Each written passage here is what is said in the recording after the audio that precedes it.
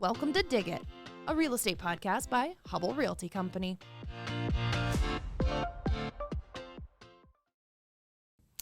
I'm Bailey Henkenius, and I'm the interior design and staging manager for Hubbell Homes. And I also have the privilege of overseeing interior design for Embark Signature Homes, which is our custom division, and an active resource for Origin Homes as well, which is a rural build on your lot division, which my counterpart here, Karli, can speak to a little bit more. Yeah, I'm Karli Cooper. I am with Origin Homes, so as Bailey said, the rural build on your lot home division of Hubbell Realty Company. But Bailey and I work a lot together on all things design for a lot through Origin, and then she obviously does a lot with Embark and Hubbell Homes. Yeah, I think one of my favorite aspects of what I do is really being able to work across the entire company, really being able to see it all, get to see that more, first time home buyer situation, and then also this is our fourth or fifth forever home. Yeah, and I'm gonna live out the rest of my life here and make it really special. So that's probably what I love most. Yeah, you have your hands in a lot of baskets. Yeah. But every day is interesting. So. For sure. Do we want to talk about some of our favorite trends of 2024? Yeah, absolutely. I know my clientele on the custom and the production side are very different. I feel like, from a color palette perspective, we've seen a lot of gray tones over the last 10 years or so, and I'm seeing things get a lot warmer, a lot cozier. I think the pandemic really encouraged some of that coziness in interior spaces. Are you seeing some of that too? Yeah, warm neutrals for sure. Yeah. I was thinking back to, so I've been in the industry for 8 years, and when I first got into it, it was all stained cabinets. Painted cabinets were really expensive. Nobody wanted white yet. And then all of a sudden, everyone wanted white kitchens, white cabinets, white everything, white trim. And now it's it's almost going backwards, back to stain, back to warm neutrals, which is kind of fun. Yeah, I think it all has a cycle. I think we've almost overdone the white a little bit. I agree. I don't think white will ever go away, but I think things are getting softer. And yeah, you're totally right. Stain is back, but in a lighter, more subdued way than it was that rich espresso in the early 2000s. Yeah, an oak. Right. Honey oak. It's the house I grew up in. Yep. Anyway, so being part of Origin, you talked about your clients too from Embark and Hubbell Homes, but you also have seen some of the trends that the rural home division encounters with their clients. And it's kind of funny to see that the clients outside of the Des Moines metro are a little bit behind the times when it comes to design trends, which is kind of cool, but in its own way. Yeah, I think that's just generally how it works. Everything starts out in the larger cities on the coast, and we're in Iowa, we're in the middle of the country, so it all just kind of slowly works its way towards us, and I think it works that way here too. It all starts within in Des the Moines. state too. Yeah, Des Moines the epicenter, and it just flares out from there. So it's kind of fun to see how your client really holds on to some of those things that were more popular here, 3 to 5 years ago. Yeah, for sure, especially in those small towns when they're building in their town. But we are on the other side of things. We are doing some customs outside on their properties. So it's farmers or somebody who owns property that's moved here from DC. And I would say those clients are more within the trends than the ones that are in the small towns, Sure. building their forever homes. So it's been really cool. I think they don't have as much exposure to what's coming. And I think forecasting just doesn't come as naturally. And some don't care either. They kind of love those classic looks. I've noticed that a lot too. Certain things just don't go out of style. So. Very timeless. Yeah, for sure. Yeah. Yeah. Another thing I'm seeing, really a lot of more soft edges and organic shapes too, more arches in our architecture, less hard edges. Love me a good arch. Oh my gosh. Too. So Me pretty. Too. I live in the Beaverdale area, and all about the character. So to see some of that come into some of these more like streamlined builds is exciting. I think that's why you're so good at your job, because you live in Beaverdale, where there's so much character in all of those homes, and you're able to bring that into new construction too, which is so cool. Yeah, it's very inspiring, and I think Beaverdale's kind of like that classic palette with like the brick and the stone, and it's just fun to be able to see some of those more like old world finishes come into relevancy again. Yeah. Oh my gosh, you'll love this. So one of our clients, they found this arched wooden door from Italy that they're going to use as their pantry door. It's going to be so beautiful. Yeah. They found it online, and Matt's like, I don't know how we're going to install that. I'm like, well, you're going to figure it out because it's beautiful. We have to get it to work. Yeah. So that'll be a really cool one to see come to life. That's a big trend too. I mean, that brings a good point. I think like some of that European romance is so on trend right now.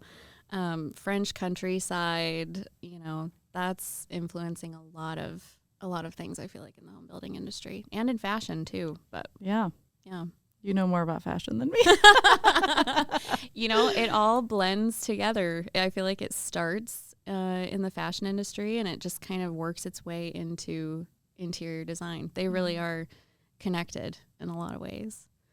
I think, like, especially with color, just this last fall, we saw a lot of brown tones, like camels and taupes, and those are now kind of working their way into wallpapers and paint colors within Sherwin-Williams and all those things. So yeah, I love it. Yeah. Okay, off the spot, what's your favorite Sherwin-Williams wall color? Go. Oh my gosh. It's so hard to pick just one color, but I feel like my tried and true, like this color has not failed me yet in any capacity, would be 9166 Drift of Mist. I was literally going to say the same thing. I love that Drift color. of Mist too. It's like the perfect neutral. For sure. It's light, it's airy, but yet it's not white. It's not gray either. It's kind of... And it's not brown or tan. It's like right in the middle. It's the perfect neutral. And I have paired so many accent colors with that. Blues, greens, browns, grays. It all works. So when someone's like really unsure about what to paint, I'm like, just do Drift of this. Mist. Yeah. I really should have done a 3, 2, 1 moment for you guys to say it at the same time. I know. Oh. Shoot, Claire, you missed out on that opportunity. I love that we're on the same page, though. That's great. Why we work so well together. The other thing that I know you love this trend, and one of our clients actually just picked it in their kitchen, sage green cabinets with gold hardware. Love it's that. It's going to be so pretty. That's my own kitchen at home. It's like a... That's why I said I knew you would like it too, because that is your kitchen. Yep. I think, bringing the outdoors in, kind of back to that organic, I say the word biophilia a lot, which means bringing the outdoors in. I think that's super important and not going away. I think it just warms up your space. And people are a little scared sometimes to do something like green cabinets, but I mean, once you talk them through it, they're like, okay, I can do this. It's such an impact. And even if it's just an accent, it doesn't have to be the full kitchen. Yeah, like just your island or just your lowers or something like that. Yeah. Yeah. Or in your mudroom, your locker system, or, just brings a little bit of pop to the space. Yeah, I love it. I feel like, too, something I've recently seen, and I'm, playing with myself on the custom side, that polished nickel, kind of some of those silver tones are kind of peeking their way in. Like, gold is still here to stay. I think black will always be relevant because, to me, black is neutral. You just can't go wrong. But silver is kind of peeking its way in, and it's the polished nickel in particular. That is crazy to me. Yeah. That is coming back. Just wild, but yeah, and polished nickel's great. I mean, it goes with brass and black. You can mix it easily because it's a warmer toned silver. But I know I was so shocked to see that. But when you showed me what you had selected for the home show, I was like, oh my gosh, yay. Yeah. That's so cool.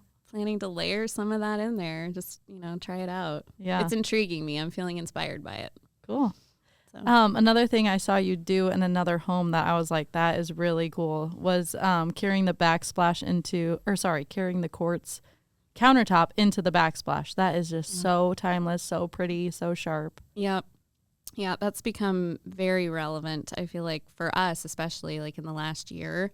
More for Embark signature, yeah. Definitely more the custom side. However, I've done it a little bit on the production side, downtown mainly. But I think just simple flow. It's just nice. It's so clean. Yeah. I mean, again, subway tile is timeless and classic and will never go anywhere, but I think it's just a nice alternative if you aren't feeling inspired by a tile. You don't want all that movement.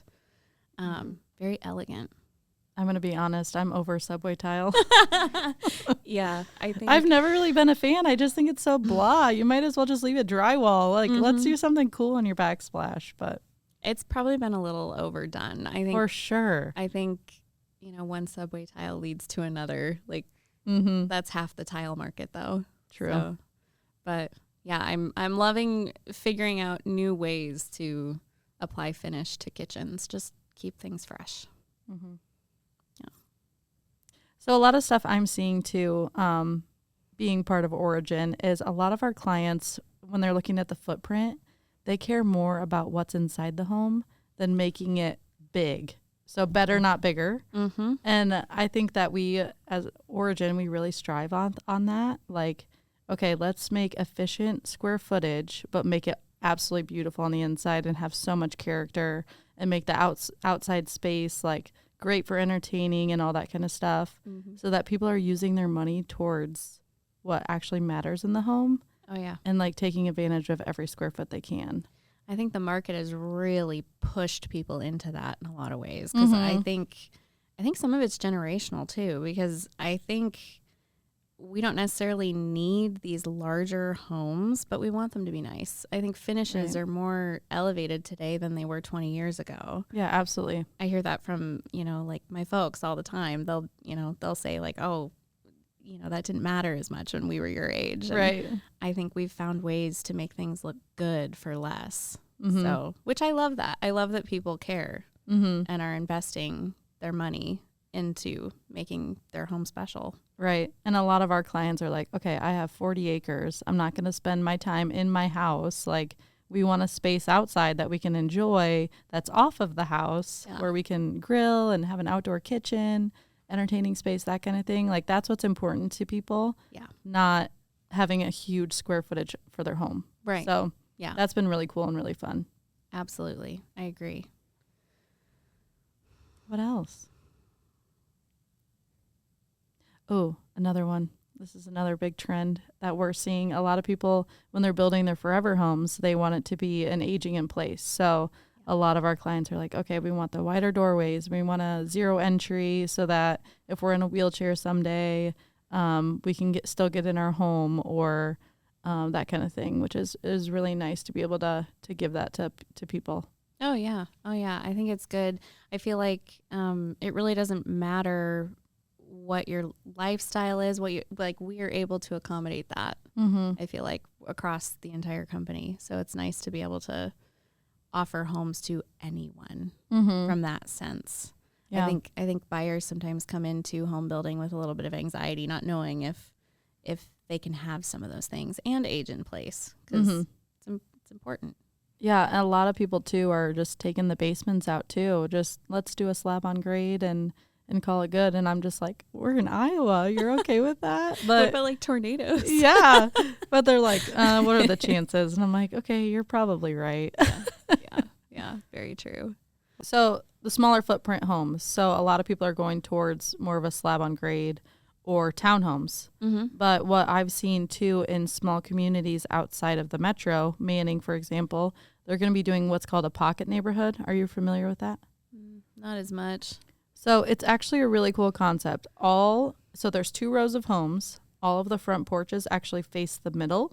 Oh. And then they have a shared green space with a walking path and like a fountain, a gazebo, playground, all that kind of stuff. So we're tasked with designing the homes for this pocket neighborhood. Love that. So don't worry, I'll be reaching out to you to help me put Can't together wait. some colors and finishes and all that kind of thing. But it's going to be such a cute little neighborhood. And I love that small towns across the state are like coming up with unique ways to offer affordable, smaller footprint type homes rather than just doing apartments and townhomes.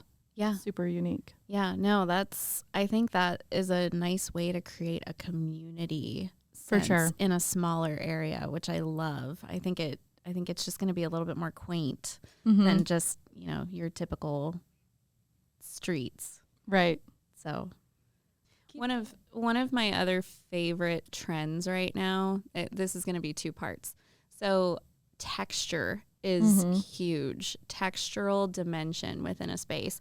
And I think we're getting more creative on using wood to do different trim outs and built-ins and kind of bring some of that, I think I mentioned it earlier, like old world, like vintage flair to our homes. It's not just a drywalled room anymore. It's like that little bit of extra touch of character to your baseboard or wainscoting or, coffered ceilings, wood beams, all those things that just kind of add, they just add a little bit of something. Yeah, to the a lot more space. character for sure. Yeah. And I feel like, especially lately, I've seen like color washing in rooms. So basically just a room that's been trimmed out in wainscoting, painted the same color, walls, trim, and ceiling, and you just color wash the whole space. And it makes for a really dramatic experience, like in an office or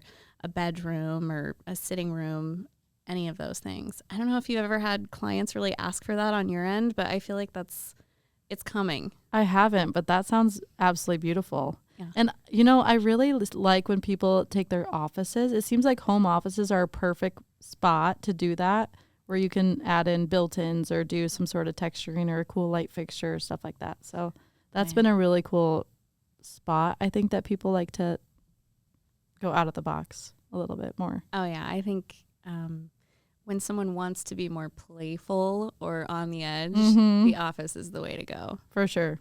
Or even like a library or sitting space, somewhere that's not a primary space, but still relevant. For sure. This is me interjecting. I told you I wasn't going to, and here I am. You have to deal with clients a lot. And so what are some of the ways like you two still get excited about bringing ideas to a client, but also knowing that, okay, your ideas might not make the cut? Like, how do you balance all of that? It's fun, that's for sure. Everyone has their own taste. Everyone comes in with a different picture of what they want their house to look like, what they want their finishes to look like. And we can sit there and guide them as much as we can on what we know looks well together. But at the end of the day, it's their home and they get to select what they want to select. So it can be challenging, that's for sure. But at the end of the day, it's their home. Yeah, I think over the years and working with all the clients I have, not 2 of them have been the same. And each one is unique, which keeps me excited about each one. And, I'll think of things like, oh, I would love to try this in a house at some point and, try to sell it if it's the right situation. And sometimes it works and sometimes it doesn't. But even having the conversation, I think people appreciate the thoughtfulness of that creativity. Because you definitely have your design-based clients, and then you kind of have your more standard non-design-based clients. And the design-based thinkers definitely come in with ideas, and they just want us to execute it. Yeah, for sure. So that's part of the fun of the job, I think. Yeah, I agree. It's a challenge, but I absolutely love design day when they come in and they show me their entire Pinterest board and their eyes are lit up and my eyes are lit up, and it's just so fun to me. And then we actually get to execute that and make their dreams come to life, which is super awesome. So absolutely. I think you have a text message. We have a question For the Off the Rails segment. For the Off the Rails segment. What was the best compliment you've ever received? Oh my gosh. That's really? that's a heavy I know question. it was a heavy, Claire. so off the rail. It's a random question I was expecting it generator. to be like just something funny. You know, the luck of the draw was yours. So the best compliment you ever received, and it can come from anyone or Okay. at any time. I would say the best compliment I've ever received is probably that I am a good mom. I have 3 children and I absolutely love being a mom. So when I have people tell me that I'm a good mom and that my kids are great, well behaved and very caring and loving and good friends to their friends and that kind of thing, it just means the world to me. So Oh, I love that. I love that so much. I'm not a mom yet.